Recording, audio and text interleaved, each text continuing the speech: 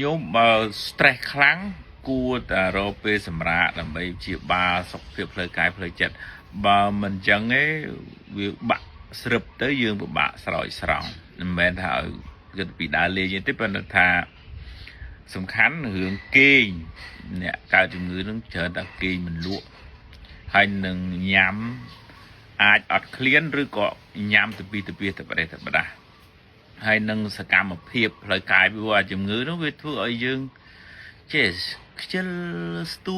ទូអត់ងើបអត់ចេញដើរទៅណាវាអត់ត្រូវពលឺថ្ងៃអត់ត្រូវខ្យល់ចឹងវាជន់យើងមកដោយហើយជួយចិត្តបន្ទោសខ្លួនឯងជួយចិត្តបន្ទោសគេជុំវិញខ្លួនមានគំនិតអវិជ្ជមាន